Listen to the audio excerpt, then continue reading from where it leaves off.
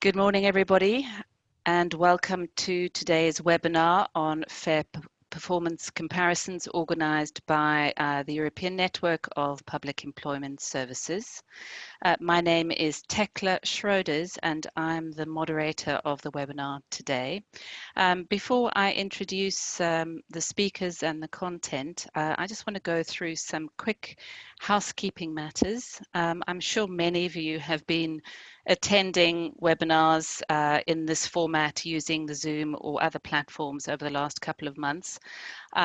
Everybody's in a very similar position. Many of us are working from home. So just to say that we've done a technical rehearsal and we hope that all the technology issues are dealt with. But in case we have some kind of tech breakdown or one of the speakers is hard to hear, what they will do first of all is they will drop their video. If that is still causing problems, they will dial in and continue their presentation via audio on the phone. So it's unlikely to happen, but if it does, please bear with us for the 30 seconds or so that it will take just to sort out the technical issues. Okay, so how this will work, the chat facility, you'll see the chat icon on the bar at the bottom of your screen. You can use the chat to say hello to each other and post comments. The questions for speakers, I ask that you use the Q&A function. So the Q&A function is the two chat boxes next overlapping each other. If you put your questions for the speakers into the Q&A, and we will work through those at the times that we've set by for questions.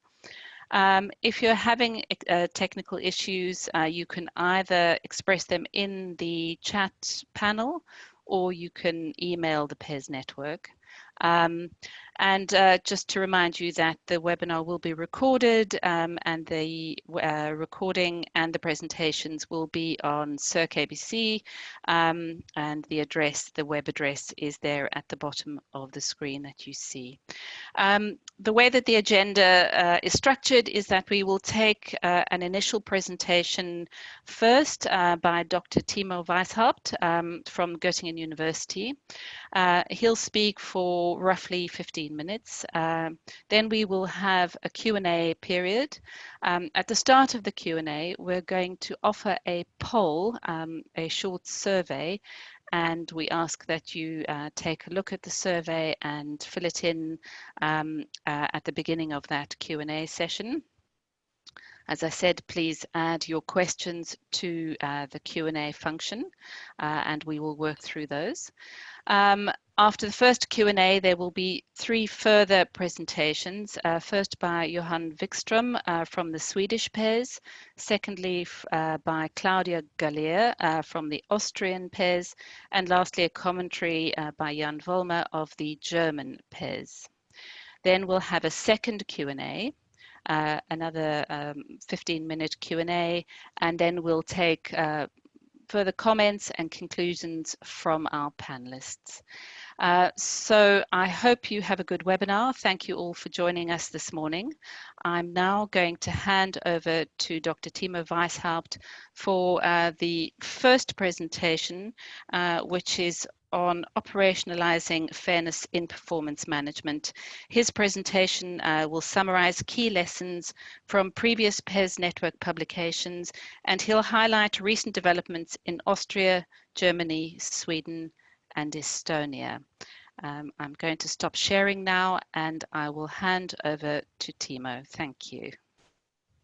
Yeah, good morning, everybody. Thank you for the introduction. I'm trying to upload my presentation now. Just gonna take just a second. Okay, so you should all see it now. Is that correct? Okay, perfect. So let's get started. Yeah, I'm giving a short presentation on performance management, or rather about fair performance management. And I will take about 10, maybe 12 minutes. So you all know this probably much better than I do, that PES have been eagerly working on performance management for a very long time. We can go back at least to the 1990s when management by objectives systems were introduced, and Austria, for instance, was one of the front runners in Europe about this. And this all was in the spirit of new public management, which essentially was all about the idea that public employment services or public services more generally should and could operate like a private company and thus be more effective and more efficient in delivering their services. Since then, since the 1990s, there have been a lot of improvements. There has been a lot of development, particularly when we think about data collection, data storage, data interpretation, controlling, and the like. But of course, there is and there will always be room for improvement. And there's room for improvement for at least in two respects. On the one hand side, when you think about the more technical issues at hand, so you can always get better data, you can always get better indicators, you can always get better results and new methods of interpreting the data. But there's also room for improvement when you think of the more practical nature of things. So how do you implement a performance management system on the ground? How do you engage with staff, and how does management work, etc.? And the point that I'm trying to make is that both of these aspects, the technical and the more social, more practical elements, are relevant when we think about fairness.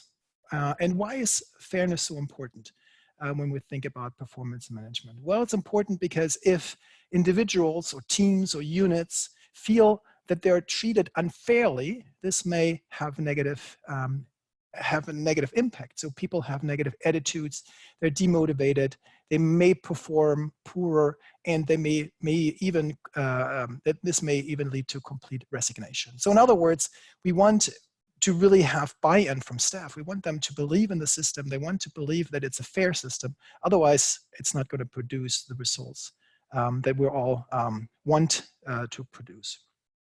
And this, of course, then brings me to the question of what is fairness? How can we think about fairness within a public employment service?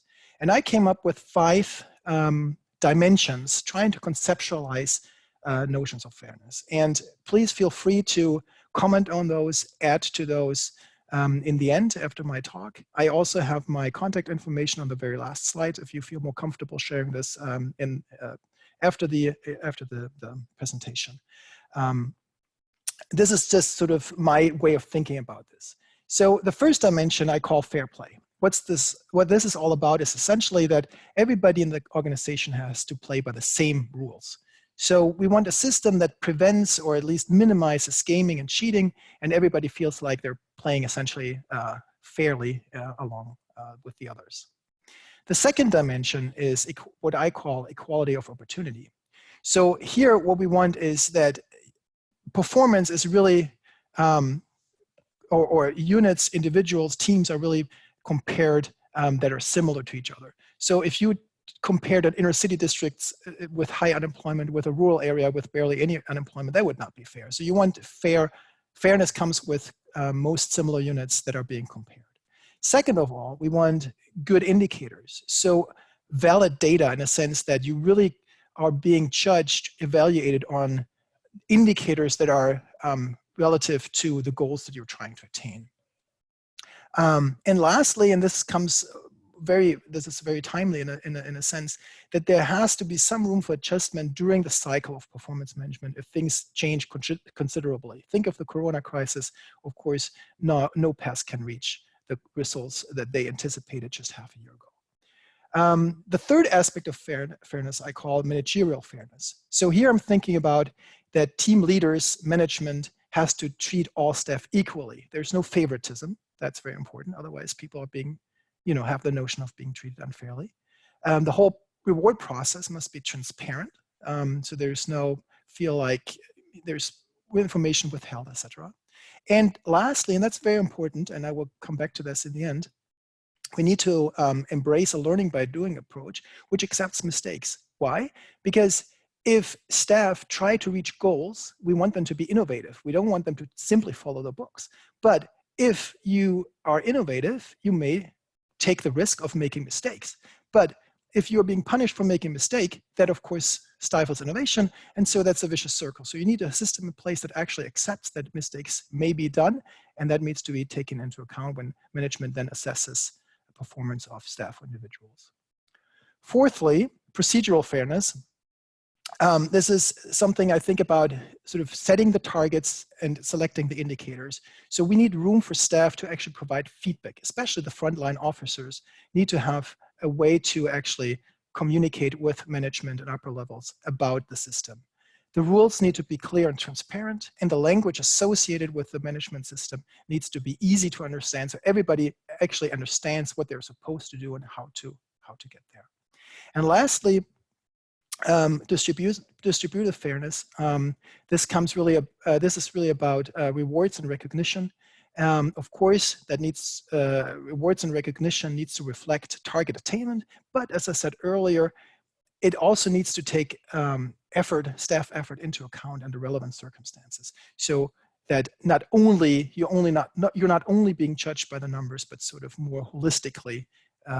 Your performance is taken into account more holistically. I think those are 5 dimensions that are very, very important for individuals and staff to create a notion of being fairly treated in the system. What do we know so far from previous publications? Well, let me first say there's no publication on fair performance management, but there's a number of performance management publications that have been published within the network. And here's 5 key lessons that I drew from that literature. The first one is that performance management promotes upward competition, but of course it also runs the risk to frustrate low performers and undermine team spirit. So you have to find a system that sort of tackles those 2 issues at the same time. Issue or finding number 2 is that we need to focus on what works, but also, and that's equally important, on what doesn't work. And this may be very different in various PES. The PES in Estonia might have very different things than the PES in Greece, depending on their capacity, circumstances, etc. So each PES has to find out for its own what works and what doesn't work, which doesn't mean that you can't learn from the others, but that's sort of one of the key lessons. Point 3 was that the key ingredients for success seem to be an adequate benchmarking system, performance dialogues, very important, and the right incentives. Issue number 4 is we need staff to have continuous opportunities to learn. So as performance management systems improve and develop further, data gets more complicated and these kind of things, then staff needs to grow essentially with the performance management system, that they can adapt their skills accordingly. And fifthly, and this is also very important, that softer elements such as personal connections, appreciation, and so on are very effective in building trust and team spirit. So don't underestimate sort of the soft aspects of the system and only focus on the hard stuff, the numbers, if you will.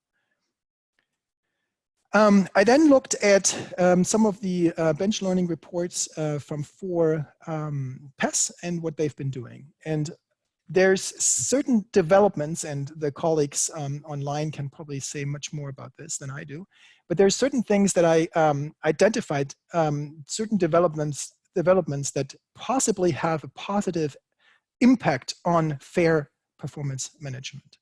So we have Austria on the one hand side, and Austria really is the front runner when it comes to quality management, has been very, very successful in doing so. And one of the recent developments in Austria to make their system even better is to include a system of risk management, a new internal social network, and also revisiting staff exchanges at all levels.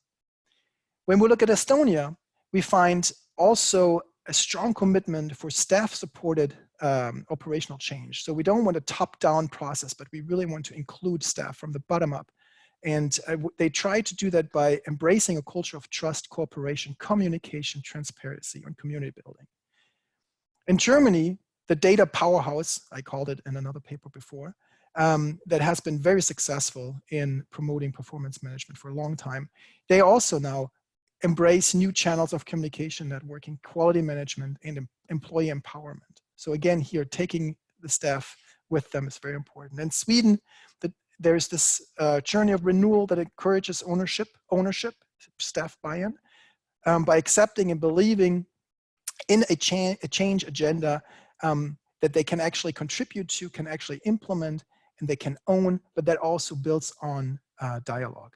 So why did I focus on these things? Well, there's a key lesson. There's a common trend.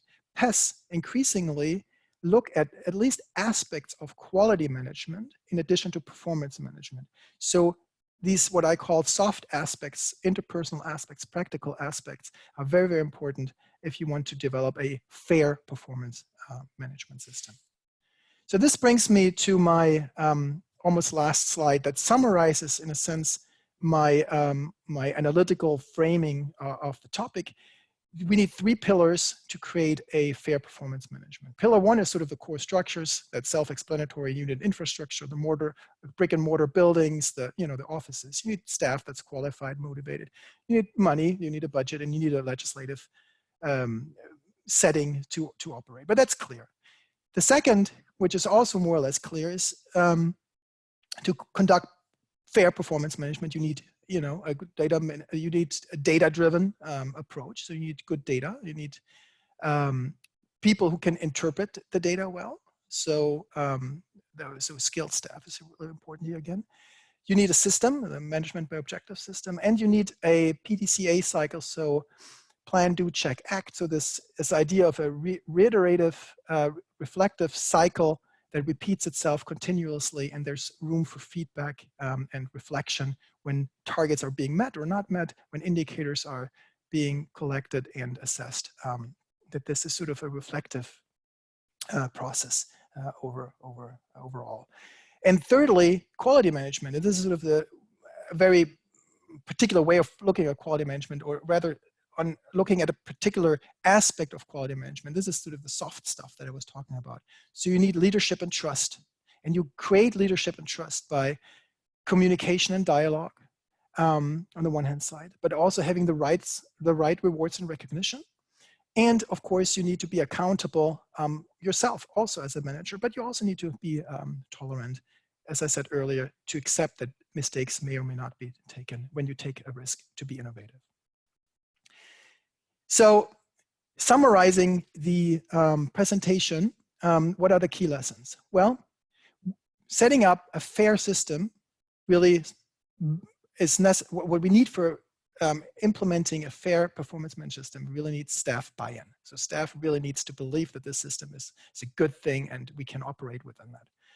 Second, how can we get there to make it fair? Well, we need 2 sides of the same coin. On the one hand side, we need good data and people who can interpret the data.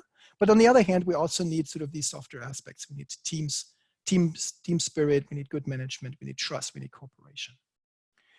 Third, that performance management system is not just a goal of its own, but it really is a means to an end, namely that the whole thing actually changes things. So it's really important that the results that come out of this whole system are then informing future decisions, so that there's a reflection and feedback. And fourthly, you said that earlier before already, that the staff really needs to be equipped to handle the performance management system. So they need to have opportunities for continuous learning, so that they're always up to par, essentially, with the continuous improvement of the performance management system. So that was my 5 cents on the topic. Here's my contact information, as I said earlier, and I will now try to leave this screen. And okay, so that's what I had. Thank you, Timo. That was great. That was really interesting. And Timo mentioned that he looked at the experiences of the Austrian, Estonian, Swedish, and German PES. We'll be hearing contributions from 3 of those in a few minutes. Just a quick reminder that if you have questions for the panelists, please write your questions in the Q&A function at the bottom of your screen. We're now going to do a very short poll, a quick survey. It should appear on your screen in a moment. So we'd like to find out from you what you believe are the most important factors in introducing a culture of fair performance into your PES. It's multiple choice, which means you can select more than one answer. If you select other, which is the second to last option, please specify what the other is in the chat box. And when you are commenting in the chat box, please select panelists and all attendees so that everyone can see your answer. So I'm going to give you all just a minute or so to have a look at the poll and make your selections. Add your comments in the chat box if necessary. Thank you to all of you also who've been saying hello from your various countries and locations. It's very nice to see people from all across Europe attending. It's lovely to hear that Spain is beautiful.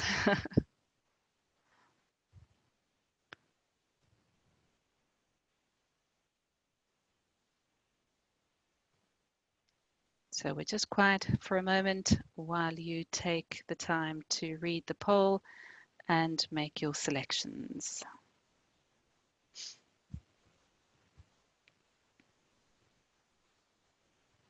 And just a reminder, if you've got questions on Timo's presentation or fair performance management in general, please add your questions to the Q&A function at the bottom of your screen. And we'll start working through those questions in a moment.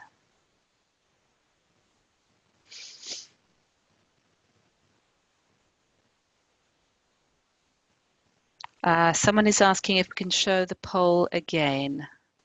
Perhaps they've lost the poll. It might be that you've minimized it.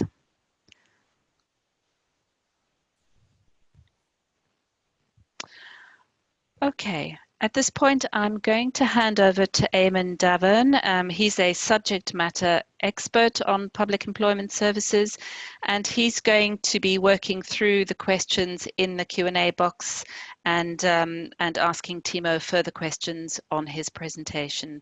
Eamon, over to you, and we have about 15 minutes for questions in this part of the webinar. We'll be returning for questions in a little while. Thanks very much. Over to you, Eamon. Okay, good morning, everybody. First of all, Timo, we have a question from our good colleague, Michael, from the International Labour Organization in Geneva. And he's interested to know, have you any observations on recent evaluations on the impact of improvements in performance management systems? Have you noticed anything particularly significant in the studies recently that you think has really moved the subject on in terms of our understanding of what is working well? This is a very good question, but I'm afraid I don't have a good answer to it because the scientific publications are not very. There's not a lot out there about performance management and PES. I think most publications we have are essentially from the PES Network and a little bit from the OECD or the ILO itself. So I'm afraid I don't have a good answer to this one. Okay, interesting. There's a good question here from Nicola Duell. Our last webinar was considering the issue about how far people are from the labour market and integration, possibly thinking about distance travelled models. Do you think it's possible in fair performance comparisons to actually take that kind of context into account, how far the kind of a job-seeking group are overall from being able to be integrated in a particular area, how job ready people are within a certain unit geography? Mm-hmm.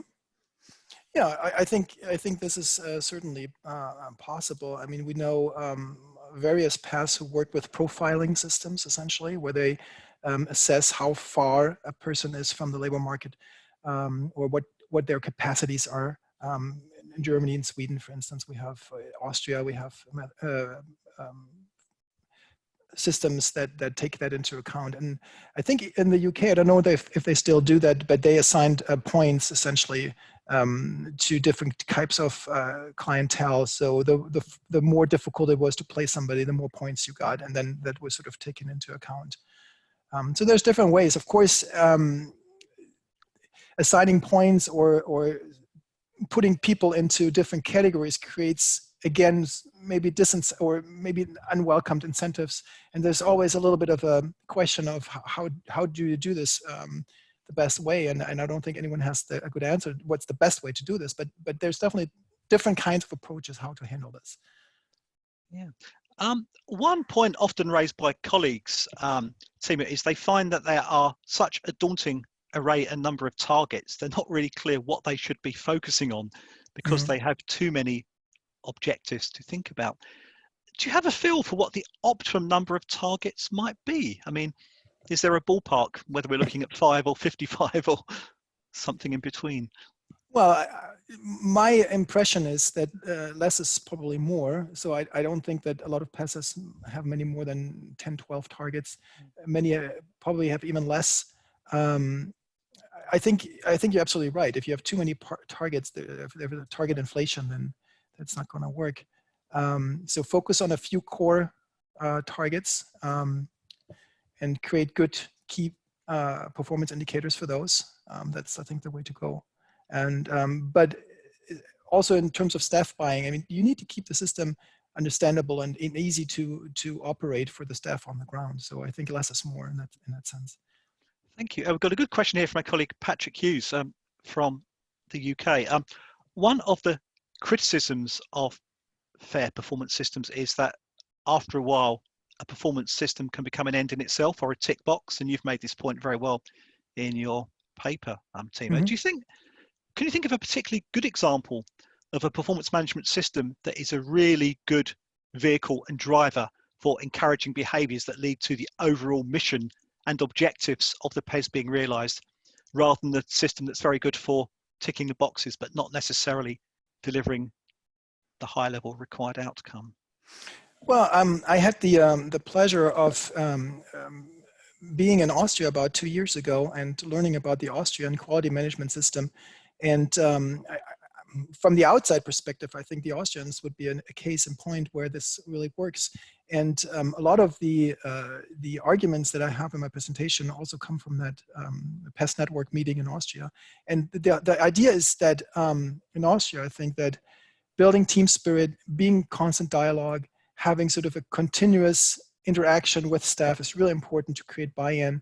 And I think other countries, Sweden, Estonia, Germany recently, as I outlined on the slides, are going that direction too, that you really need to take employees on board, give them a say, so that they don't feel like they're just ticking boxes, but they can have, that they're part of the process. They can actually have an impact on the evolvement, the development of the system. So if they say something, that it might actually have an impact and it changes things around. So yeah, that would be. Thank you. I thought about that. I was particularly struck, Timo, by your references to the social dimension of fair performance comparisons, which I think is a very important area that perhaps has not been considered as much as it should have been in the past. I think people agree that competition can be healthy, but have you any observations about what can be done to make sure that competition doesn't become destructive? So the people not doing so well start to get demotivated and disenchanted with the performance comparisons? Yeah, this is a very, very important question to raise. I mean, competition and rewards for good performance is good for the people who receive the reward, and the others feel like, you know, they're missing out. Or I was talking also about a situation where you might not be willing to share good practices anymore because you want to be the winner and you want to get the rewards and withhold that information from others. So I think what is really important here is essentially the social aspect. So you need to have the dialogue. You have to create a team spirit. where everybody feels like they're in the same boat and they're working on this together. You might have rewards for sharing a good practice rather than reaching a target, for instance. You can have one way of thinking about this is also that you actually don't combine sort of financial resources with performance management, because that would potentially, I'm not sure, but that could actually be difficult or dangerous, because then you have that situation where everybody's just thinking about themselves, because if I reach target, then I get the money. If I don't, then I, then that's a bad situation for me. So really, employee participation, team spirit, trust is how to get there, and rewarding, also exchanging good behaviors and accepting mistakes for being innovative and therefore risky. And then maybe one last thought about competition. We have this beautiful situation in the PES network that you can learn from each other too, across borders, if you will, between the PES, and there you're not in competition at all. So that's very nice too, that you can learn from each other and create learning across borders. And arising from what you said, Timo, possibly building in behavioral criteria to assessment systems for staff and managers as well, so they are rewarded through the performance assessments of operating in a good way, promoting a good culture.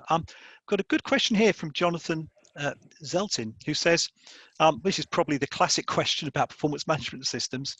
What can we really do to prevent the classic problems of gaming and creaming? So if you've got a performance system promoting numbers of integrations, what can you do to stop people just going for the so-called low-hanging fruit and focusing on the outcomes which are going to give them the credit? Mm-hmm. Well, that's a very good question again, and I think there's two possible answers to this. The one is, I think, the German answer, and Jan might correct me if I'm wrong, but make creaming explicit. I mean, in Germany we have certain things that are assigned to certain target groups that are the most likely to actually move into the labor market. So make this specific. Say, okay, this is a target for the people who are very close to the labor market, and then you have a target for the people who are actually not so close to the labor market. So you don't inflate the two, and you don't have incentive to park the people who you are not placing, because you have different type of system for them. And the other one is what I said earlier. Don't judge performance only based on the numbers, but also on effort.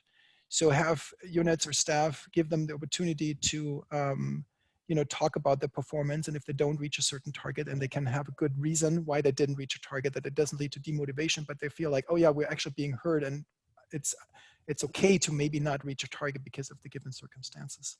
But that doesn't, of course, prevent cheating and gaming. But the more you build a team, I think, spirit, the less you might have these more individual features.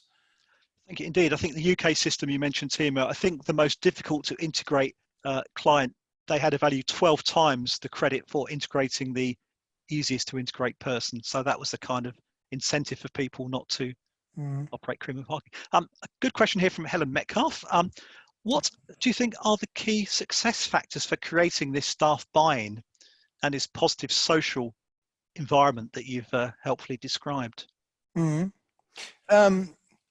Again, thinking about what Austria does, you have the personal meetings. You know each other. In Austria, I was very pleasantly surprised that everybody was on a first name basis, and there was really flat hierarchies. I mean, I was in a meeting. There was not a PES network meeting; it was a different one, and there were the heads of the PES, and they were just one amongst the others. I mean, it was really informal. It was really friendly, and I think that really creates the flat hierarchies is something that really helps. And then Austria also has, for instance, these events where you come together and you have social events, and you have a prize for different kinds of things, and you reward and you recognize certain behaviors. And you have also staff exchanges at all levels, so you get to know also the people from other offices, these kind of things.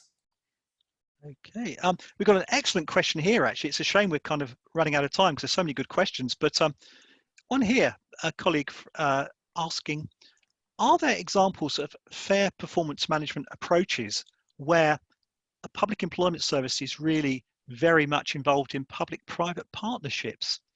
So you've got the wider ecosystem of employment systems, but how can you develop a performance system there that balances those different dimensions? Very good question. A tough one. Yeah, it is actually. It's a very good question. Or maybe one we can note and maybe potentially think about for a future kind of a feedback. But again, looking at the time, but have an observation here for you, Timo. Maybe the holy grail of a performance system with good comparisons would be integration between the performance metrics and the resource system, so you can distribute the resource to reflect improving the performance based on the measurement. Have you seen examples of systems that are that well integrated?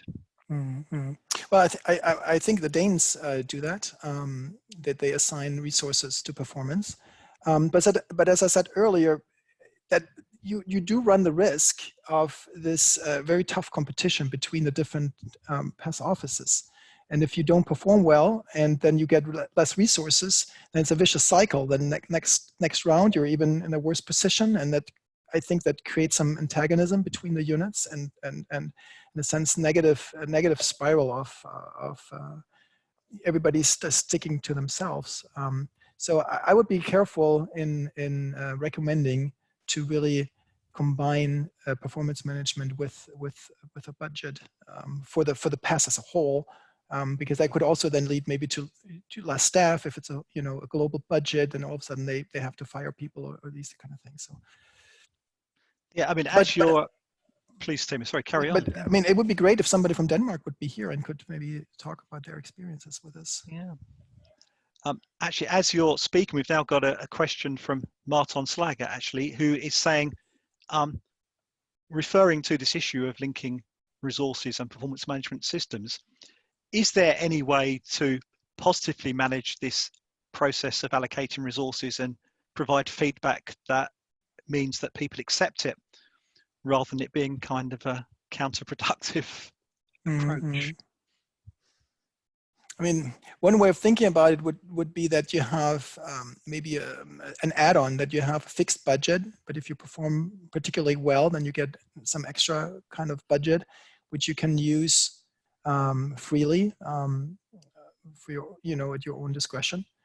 I could think that might work, so that it's, rather than taking money away for bad performance, receiving extra money for good performance might be one way of thinking about that. Thank you. Perhaps as we're into our last couple of minutes now for the Q&A, lots of good questions. Perhaps one final one, Timo. Do you have a view for how often a performance management system should be fundamentally reviewed?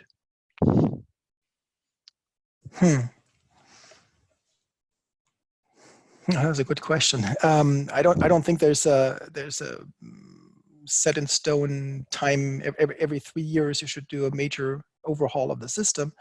But I think what's important is that you have regular meetings where you always holistically look at the performance management system, and you include feedback, as I said earlier, from staff, from the frontline offices, from management, but maybe also from customers. You can do customer surveys and ask them what's working well, what doesn't work well, these kind of things. And if there's enough feedback that something needs to change, then you might have to sit down and say, okay, we need to change our overall system. But I don't think it makes any sense to say every 3 years you have to have a major reform of the system. Okay, thank you very much, Timo, for your extremely thought-provoking and comprehensive answers. And also thank you to everybody for their very, very interesting questions. That's the end of our first Q&A session. I think I'll now hand back to our moderator, Thekla, for the next part of the webinar. Thank you. Thanks, Eamon. Thanks very much to you and to Timo. Timo did mention the experience of Denmark in one of his responses, and I wonder if there is anyone from Denmark attending the webinar, and if so, if you could perhaps add some comments in the chat function on the sidebar about the experience of your country in this regard. Okay, before we move on to the next part of the webinar, it's probably a good time to take a look at the poll results, the results of the survey. So here we go.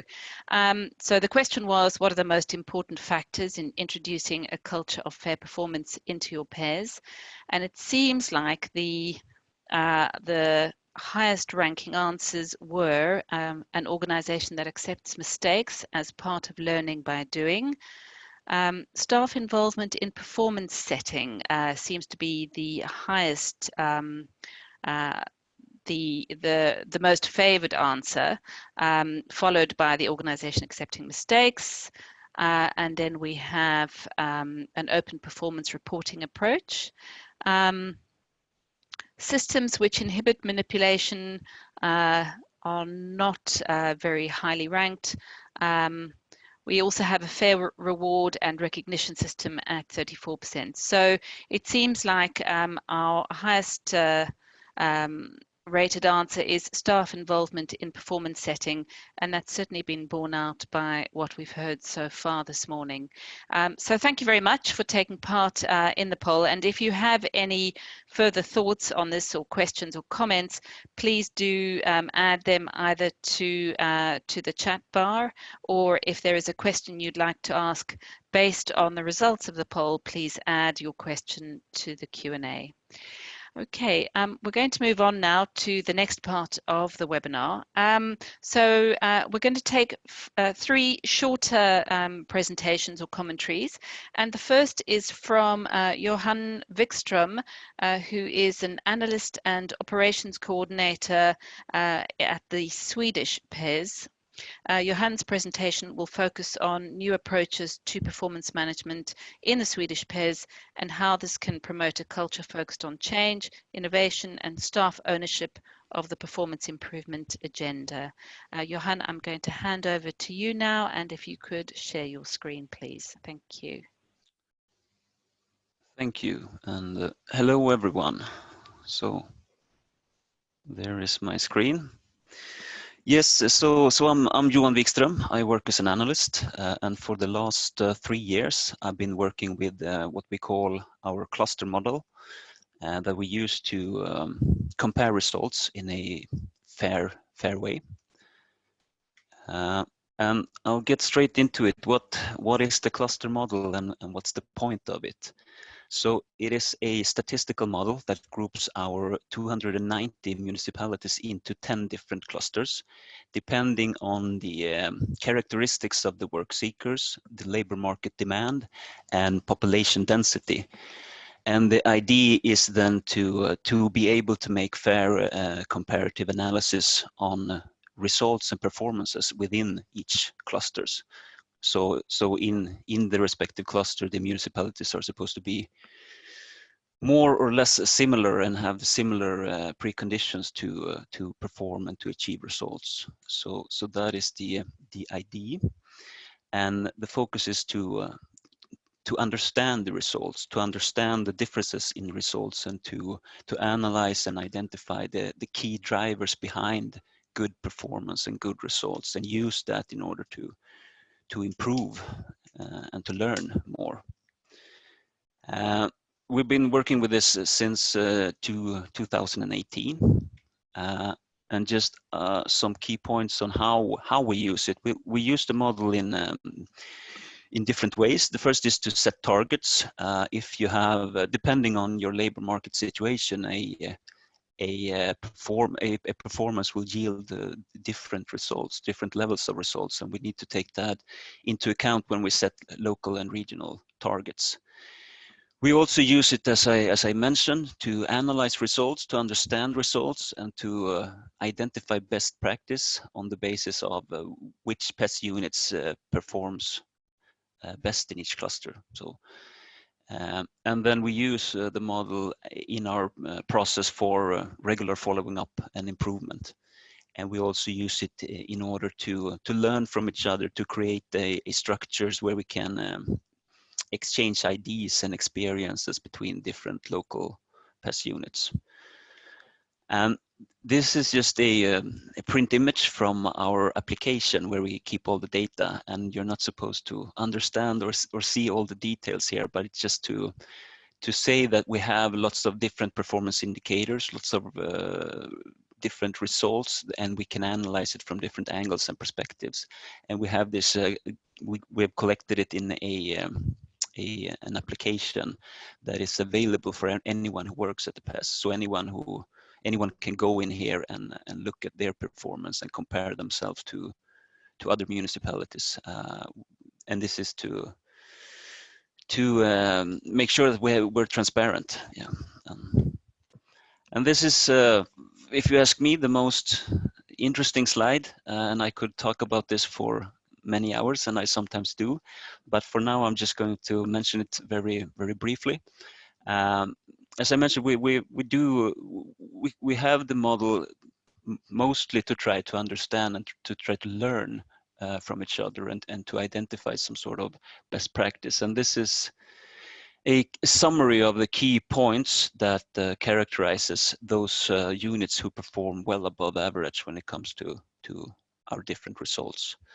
And I'm not going to go into any details, but you can see that it's clear that it has to do with the management, with the being result oriented, focusing on results, having clear targets, clear priorities, and having an organization and a basic stability that fosters internal cooperation and that maximizes individual staff members' strengths. And also, of course, it has to do a lot with the quality of the relations and the quality of networks and cooperations with employers and other local actors. And then this is our process for improvement, and the cluster model comes into the planning. When we set targets, we plan activities, we prioritize, and we distribute resources. And then comes the hard part, which is implementing. And the model and statistics isn't really helping us there. It's hard work. But then the cluster model comes back when it comes to evaluating our results.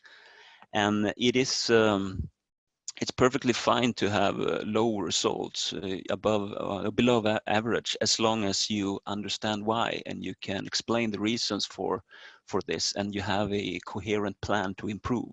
The focus is always on learning and improvement. So it's not the naming and shaming approach. And the side outcome from this process is, of course, that we know the level of our performance. We have a plan on how to improve, and we act on it, and we follow up. So just the last slide. This is from my experience conditions for a successful implementation. What's most important? And I think just the focus on learning and improvement is important, not the naming and shaming. Because if you have this focus, you'll be more constructive and more forward-looking. And also, I think it's important with the bottom-up perspective. When it comes to understanding results and analyzing results, you need to really start with understanding the frontline staff, the frontline officers' perspective. That is where the results are created. You cannot sit in an office in Stockholm only and look at the data and think that you understand something. You need to get out there and you need to have this bottom-up perspective. I think that is important. And then a statistical model isn't going to help you. It's not going to do anything good if you don't have a work culture of being curious, being transparent, sharing experience, sharing ideas, and maybe even sharing weaknesses. And you need to have you need to be result oriented. You need to have clear targets that everyone accepts that this is what is important, and also to take responsibility for performance and having always a desire to learn and improve. And yeah, I'll stop there. I think my time is up. Great. Thank you so much, Johan, for that presentation. If you have questions for Johan on his presentation, please add them to the Q&A at the bottom of your screen, and we'll come to them in about 10 minutes after we hear from our next two speakers. But that was great. Thank you very much. We're now going to move on to Claudia Gallier. Claudia is Assistant to the Board of Directors of the Austrian PES. She's in charge of the steering process of labour market goals, and she's involved in consulting with labour market researchers and looking for technical solutions. She's also a member of the bench learning group in Austria. Claudia's presentation is going to focus on the Austrian PES's quality management approach to performance improvement. Claudia, I will hand over to you now, and you can start to share your screen. Thank you.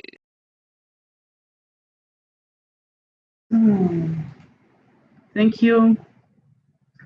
Tekla, do you hear me? Yes, we hear you. Okay, so can you see my screen? Yes, we can see your screen. Okay, great. Then I start. Hello, everybody. Greetings from Vienna, from the Employment Service. I have the pleasure to give you some insights in our methodology toolbox we use in our exercise of assessing the performance of our 100 local offices in Austria. We have experience in different attempts to tackle the issue. We use for some indicators the same benchmarks for all offices. In some cases, so for some indicators, if adequate, we use so-called cluster referrals. We also are very keen on finding external points of comparison, so getting out of your own box of the employment service. And the latest development we have, so we're ending up in so-called individualized performance assumption, which is a forecast from a scientific institute on the expected performance of the respective local office. We use all these methods together depending on the indicator in case. So this is the next slide. It's called the precondition for all assessments. We would like to make it a little bit more modest. We want to stay humble. We have the attempt to act fair, because fairness is really a huge notion.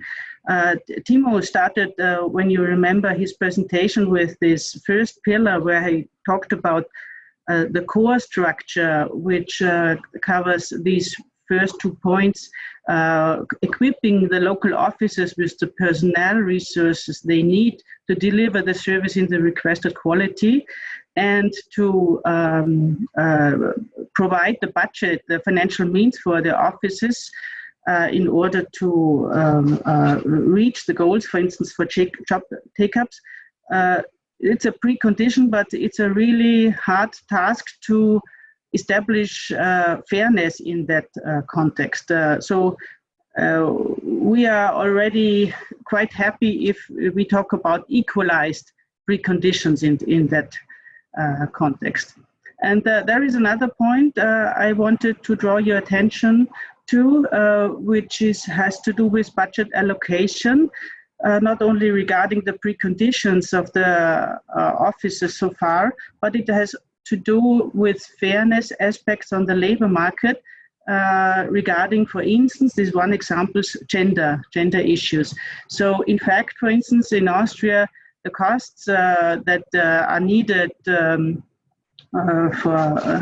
let's say, some measures, there are in average lower for women than for men.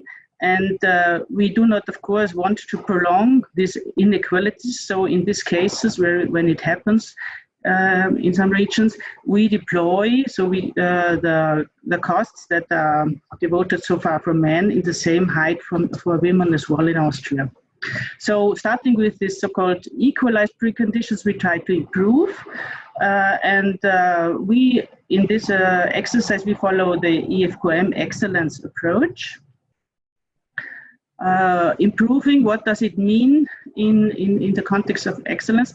There are these key questions we try to ask ourselves regularly. What difference are we trying to make? How do we think we can make a difference?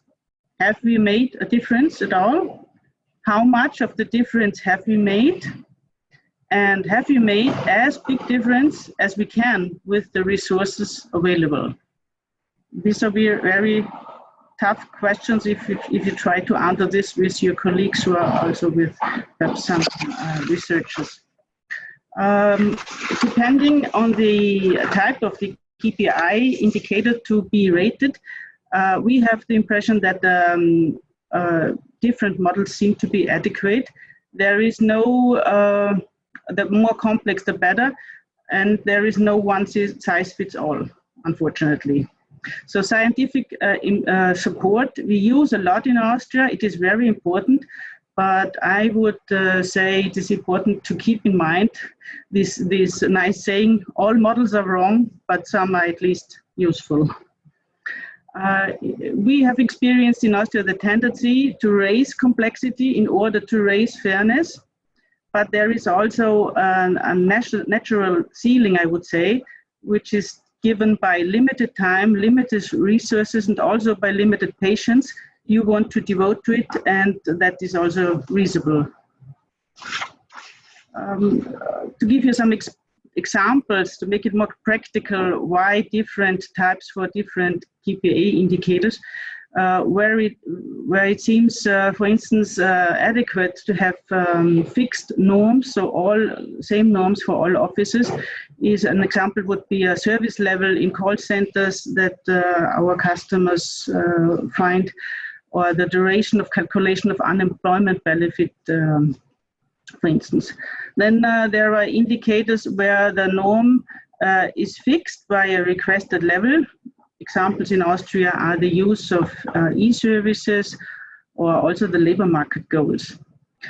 Then we use external point of comparison. This is, for instance, we call it, or we use Great Place to Work. This is a questionnaire used internationally to on employee satisfaction.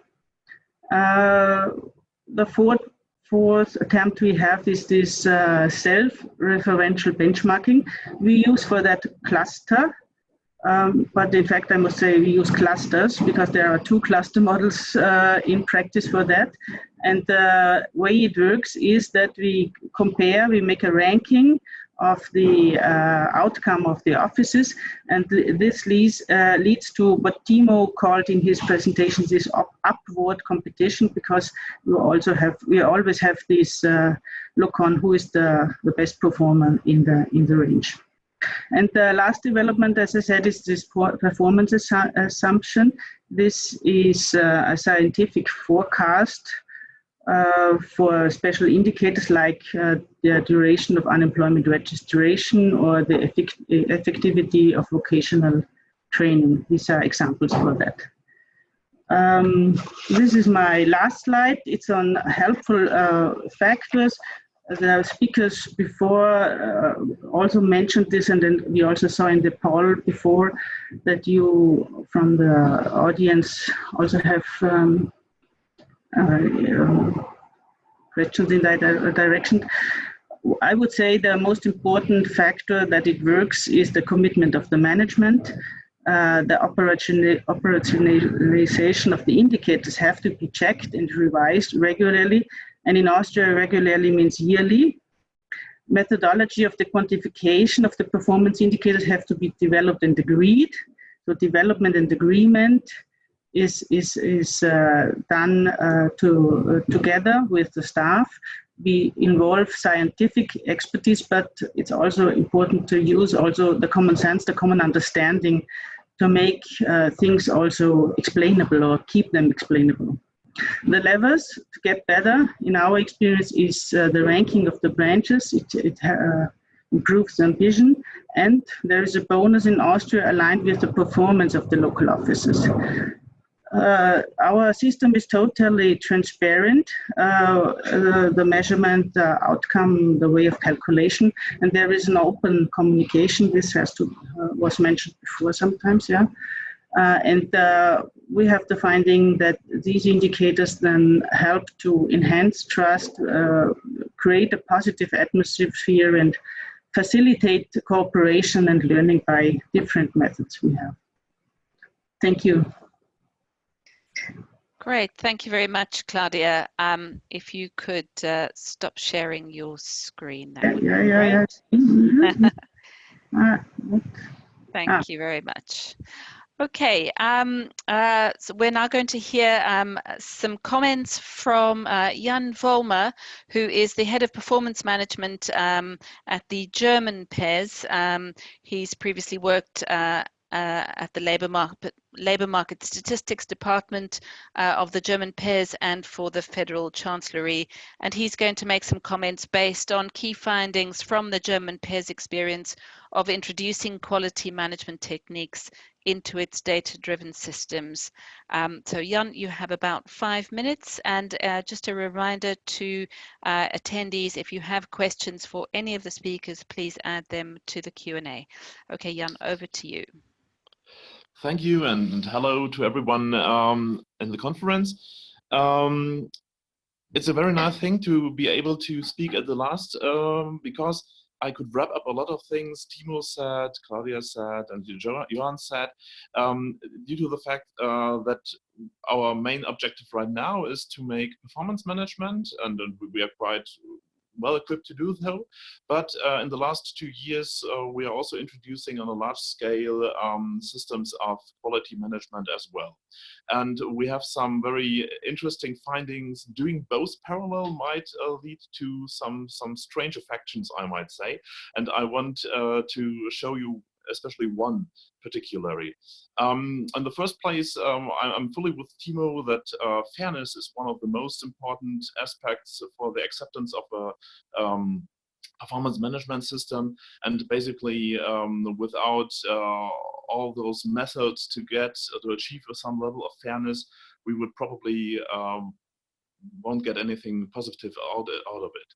And one of the most I guess one of the biggest tool and best used tool to achieve fairness is, of course, the clustering system.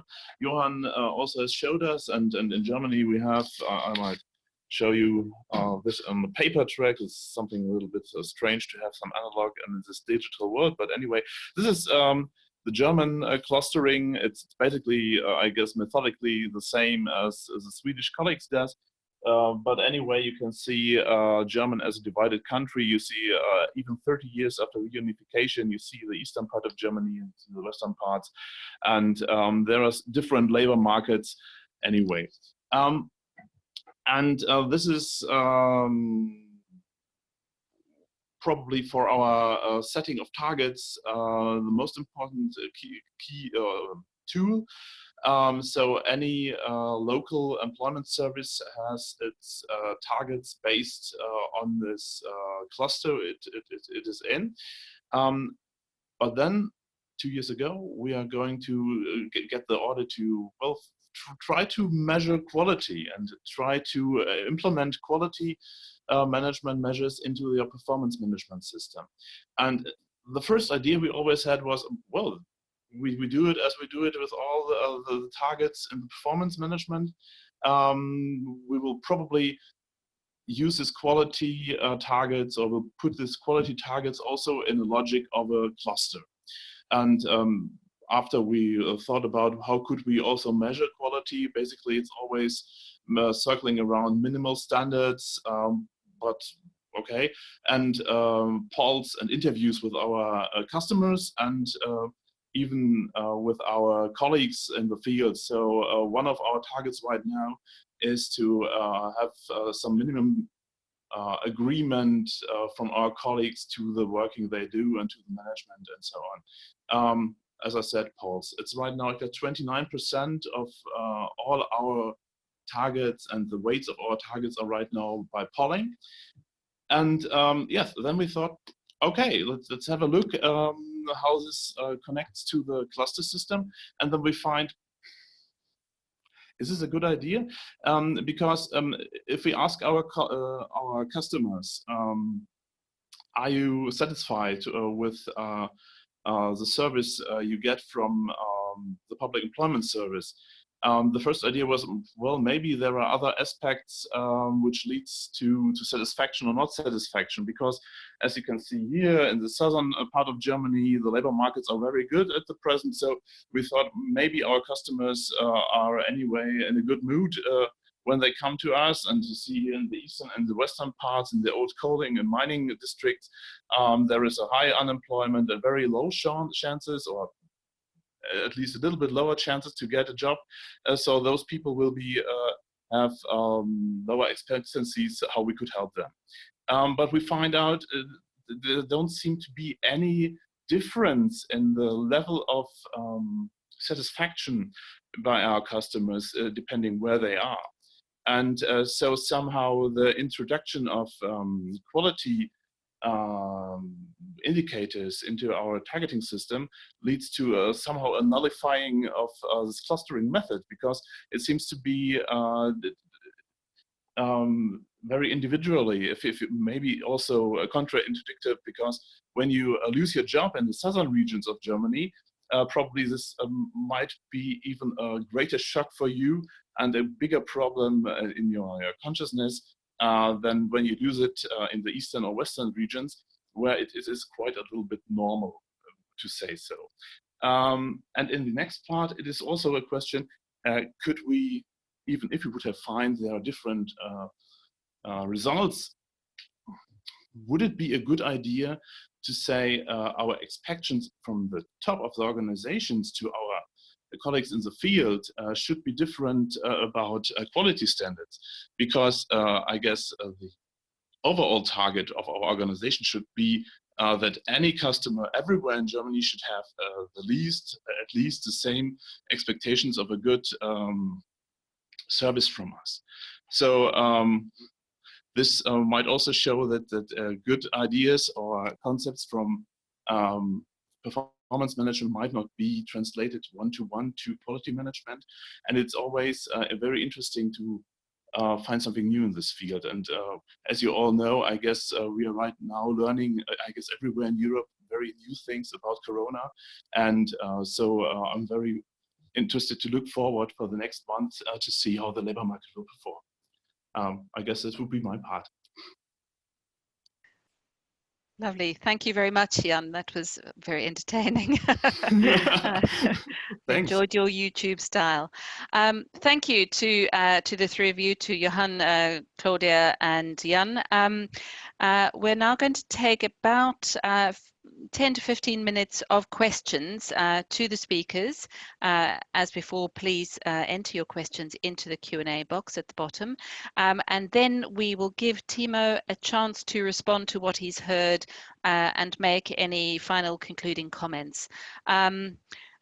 Likewise, Johan, Claudia, and Jan, if you have any additional comments you want to make during the second Q&A phase, please indicate that you would like to speak, and we'll open you up. So, Eamon, I will hand over to you to manage the Q&A. Okay, thank you very much, Thekla. A couple of initial questions about the very interesting presentation from Sweden. So for Johan, we have a question. Is the model currently being used to inform some of the reorganization that you're undergoing in the Swedish PES? So you're having a fairly substantial reform process at the moment. So are you using information from your performance model to partly plan that reorganization? And perhaps the second question we've got on your presentation is, could you just briefly let us know how many individual indicators there are on your traffic light system? So 2 questions on Sweden to start the discussion. Thank you. All right, thank you. Well, I'll start with the first one, the easy question, the number of indicators. We have five key indicators, but then those indicators are, it's possible to look at them from different angles, from different perspectives. So it's 5 key indicators, but you can look at them from with the 290 municipalities, 20 counties, 6 regions, and you can look at them on different time periods. So that's why it looks like a lot of data, but it's only 5 key indicators. And then to the question on the reorganization, I think the cluster model is, we use it to some extent in order to inform decision making, but not to a large extent, because I think the reorganization is based on political will, political decision, and ideology, and not really on the things we work with, the facts and the evidence. So it's not driven by the cluster model and by the best practice that we identified, but we try, of course, to see how we can meet the political decision and the political will in a evidence-based way as good as we can. Yeah. Thank you very much. Now I have a question for Claudia. What's come across very strongly in the AMS example is a very, I think, positive, non-hierarchical approach to discussing some of these performance issues. And a colleague has asked, how have you managed to arrive at this situation where you can have that kind of non-hierarchical and open and honest dialogue? Because often in many organizations, perhaps junior staff can be fearful of speaking openly to very senior ones, but you don't seem to have that issue anymore. So how have you got to that good position? Yeah, thank you for the question. The Public Employment Service was established in that form 25 years ago, and this was accompanied by a process of finding a mission statement, and also defining a culture. So it's not so unusual in Austria at all to talk to each other with your pre-names, but especially with the process of separation from the ministry directly, we got a very flat hierarchy. And in our mission statement and so on, for instance, we find the sentences like communication is over hierarchy. This is more important, that you are reachable for people and accessible, and you can skip all hierarchies if you have a question. And also the directors are accessible for everyone, for instance, per email. Okay, and another question for yourself, Claudia, on the AMS presentation. You made reference, of course, to the extremely important issue of gender equality. Is that still an extremely significant issue in your performance management system, or is the gender kind of balance improving over time in what you're identifying from the results? It's an important issue on the overall labor market performance, because there are differences, and in our mission of the employment service, we want to combat these inequalities. So we want to look on fairness in regard, for instance, for women and men, but not only regarding gender. It's also this was tackled in the questions also regarding, for instance, vulnerable groups, elderly, disabled ones. Yeah, this also has a lot to do with fairness. To try to provide service and possibilities for these groups according to their needs. Okay. Gender is one aspect in this fairness discussion. Thank you very much. Johan, I have another question for you from Sweden. You've got a very sophisticated approach to clustering, but do units ever object to the cluster within which they've been placed? Do they think we don't agree that we are being placed in this kind of group, and do they come back and argue they should be in a different cluster? Does that ever occur? Yeah, that is an issue. And this is why we have 2 clusters in place, in fact, depending on the indicator that is used. And there was a joke in the context of this, I'm not in the right cluster, I would rather fit to another one, yeah? And we have this discussion all the time. And the joke at that time was, this discussion will only stop when we have 100 clusters for our 100 offices, yeah, which means no clusters at all. But this development of these performance assumptions per local office is in fact the realization of that idea, so that there is no group benchmark anymore for some indicators at least, but there is an individualized prognosis of what the outcome could be in these local offices, giving the preconditions they have.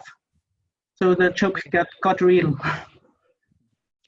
And unfortunately, we are coming to time only for the last couple of questions. But first one for our Jan colleague from Germany.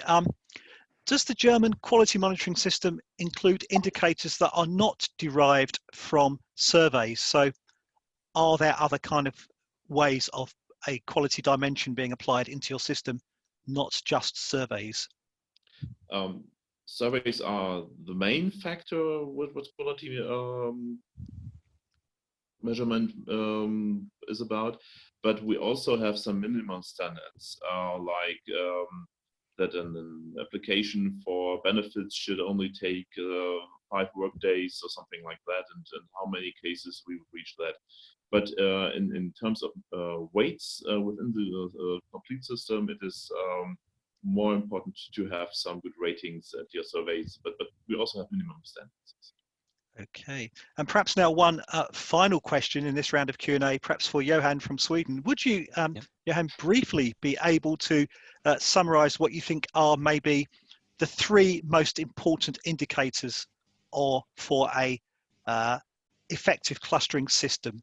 So what do you think are the 3 most important dimensions to an effective clustering system being put in place? Yeah, we have one is work seekers characteristics. So we have like educational level, how many are immigrants, how many have a disability, unemployment history, age, and gender, and that is like summarized in an index that's based on how, what kind of work seekers do you have to work with, and then labor market demand, of course, unemployment rates, labor market demand generally, and labor market demand in the service sector is what we have, and then population density to capture the geographical dimension. I think that's the 3 most important ones. Thank you. Very interesting and a good kind of summary to another very, very informative discussion. So thank you for your answers, and I will now hand back to Thekla. Thank you very much.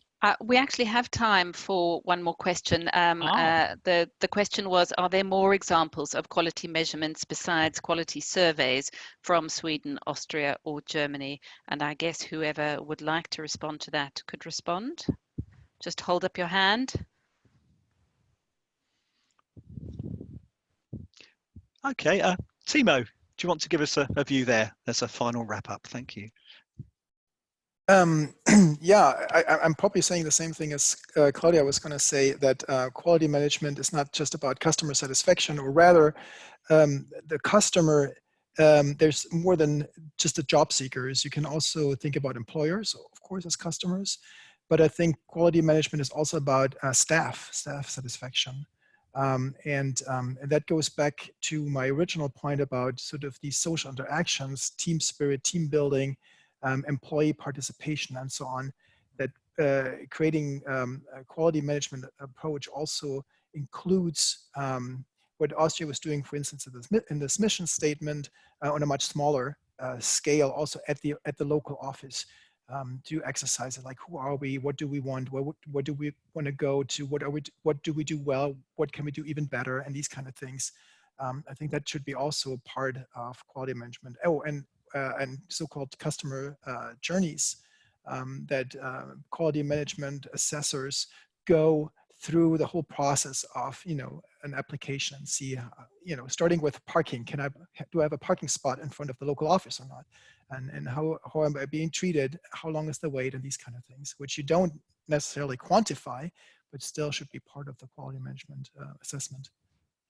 So that's a very nice, I think, a summary of total quality management, which I think is what we are aspiring to through these different methods. So thank you. That's a very nice summary.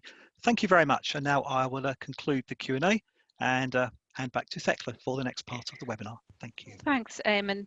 Okay, so in a moment, we're going to give Timo a chance just to make some concluding comments based on what he's heard from the three other speakers and from the questions that the audience have asked throughout this webinar. But before I hand over to Timo, we're just going to do 1 second, a very short second poll. It's a quick yes/no answer. So you'll see it on your screens now. The question is, based on the presentations and discussion featured today, will you consider starting to make changes to your PES to implement fairer performance comparisons mechanisms? And your options are yes or no or don't know. So I will allow you to respond to that poll at the same time that I hand back to Timo to make some concluding remarks. And Timo, you've got about 5 minutes. Thank you. Yeah, I don't think I need 5 minutes. I would just want to pinpoint a couple observations from the presentations that we heard. Something that came in mind when Claudia was talking about upward competition. When I was in Austria last, I asked the question, what happens when you think about fairness, I guess, to local offices who don't perform well? And the answer, like, would they not be, disheartened or and give up and so on? And then the answer was no. The importance is that everybody can actually reach the targets and everybody can change positions in this ranking. And then they showed me previous developments, and it was really interesting because one of the winners of that time was actually at the bottom third just a couple of years before. So I think a fair performance managed system that includes ranking needs to be constructed in a way where everybody can actually reach the top. So that's just one observation. And then an observation to Johan, which I found very important and interesting, and I need to just repeat that for the audience, is that he said it's okay to not reach the targets if you have a good reason for it, if you can explain yourself. And so that is also about coming into dialogue with the staff and so on, but also have a plan on how to move forward. So what do I do differently next time in the next cycle? And that sort of is this whole idea of embracing a culture of learning, like, and thinking about, what can I do better? Where am I doing something wrong? And if that is combined, which what he, I think, alluded to, is that you have some sort of an interaction or exchange of local offices where they can learn from each other, exchange good practices and so on. I think that's a very good way of looking at it, and wrapping your mind about fair performance management and embracing it with, again, team spirit, learning from each other, having a culture of sharing ideas rather than, being always just in competition. I want to be on top and you have to be at the bottom. And then the last comment was for Jan, which I found very interesting, that the German way of thinking about performance management or quality management is still very, very much number driven. And I found it interesting that Jan was surprised that the clusters didn't work out. But if you think about job seekers, they are, for the most part, realistic in their expectations. So I don't think it's that surprising that a job seeker in a district where he knows or she knows that unemployment is very high, that they might not get placed, the next day into a job, and that therefore they don't blame the employment service, for not doing their job. I think that's not so surprising. So I would challenge the German way of thinking to go, away a little bit from those numbers and go into a more holistic way of thinking about quality management, and which I said earlier, customer surveys, including staff feedback, and these sort of more social interactions, which Austria and other countries, I think, are very, very strong, strong on. So yeah, that would be my comments on the presentations. And maybe sort of wrapping up an overall comment, I think what became clear from this presentation is that data is really still very much the key. Almost everything is about numbers when you think about performance management. But at the same time, the numbers only do the trick if staff buy into the system, and buying into the system, on the other hand, is then, you know, linked to all the other softer elements that we're talked about: participation, team spirit, you know, aspects of fairness, and so on. So this is sort of where the circle comes together in the end, that yes, it is about numbers, but don't forget, you know, the other side of the coin, the social aspects, the practical aspects, to make the system work, to create the buy-in and the support for the entire system. Yeah, that's it. Great, thanks so much, Timo.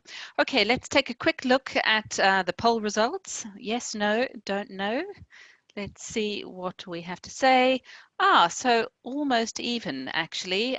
Interesting that, in fact, we have a slight majority for the yes answer. So many of you will consider starting to make changes to your PES to implement fairer performance comparisons mechanisms. Thank you very much for that. Eamon, would you like to make any concluding remarks yourself? Any final takeaways from this webinar? Thank you, Thekla. Very, very interesting discussion. Clearly good target setting methods and appropriate ways of translating targets into indicators that staff can understand are crucial. But the most important aspect seems to be making sure you use what you learn from the performance system to drive your decisions. The systems are not an end in themselves. They are a mirror, a reflection that enables you to look at where you are to decide to move forward in a certain way. I think the social dimension has come out very strongly during the discussion, which is very interesting. And perhaps it's the least developed aspect of some of the previous consideration of this subject and some of the literature. So staff buy-in, the correct incentives, and a certain management culture appear to be crucial elements to this as well. No matter how good the methodology and the data sets are, without that kind of environment, it's doubtful that we can achieve what we seek to. Clearly, as with most other discussions, no one size fits all, and it's important to consider the situation you're working in when you are developing your performance management system. And perhaps the final comment, that wonderful quote from Austria, that all models are wrong, but some are useful. I think that's quite a profound comment on the difference between perhaps natural science and social science, because you can't perfectly model any aspect of social interaction and social policy, but models are very, very useful guides and maps as to the direction you wish to go in. But once you start to see the map as an end in itself, you're never going to reach the destination. So I think that would be my concluding comment. And just to thank again all the participants for their excellent presentations, and all other people in the webinar for their very, very useful and thought-provoking questions. Thanks very much. Great. Thank you so much, Eamon. And thank you to everyone who's attended this morning. Just a reminder that the recording of this webinar and the materials, the presentations and so on will be posted on CircABC, I think later today or tomorrow. So if you are on the network there, you will be able to see all the materials. If you're not signed up to CircABC, I suggest you do sign up. It's a good place to find materials and to connect with each other. So finally, just remains for me to thank Dr. Timo Weishaupt, Johan Wikström, Claudia Galler and Jan Vollmer for their contributions today. It's been a really, really interesting discussion, lots to think about and lots to take away. And to all of you, just to say that there will be further PES Network webinars coming to you in the next weeks and months. You'll receive an email about future events, so we do hope that you'll attend. Thank you very much for attending today, and thank you to the organisers of this webinar for making it happen. So hope everybody has a good day and see you again. Bye-bye. Bye. Thank you.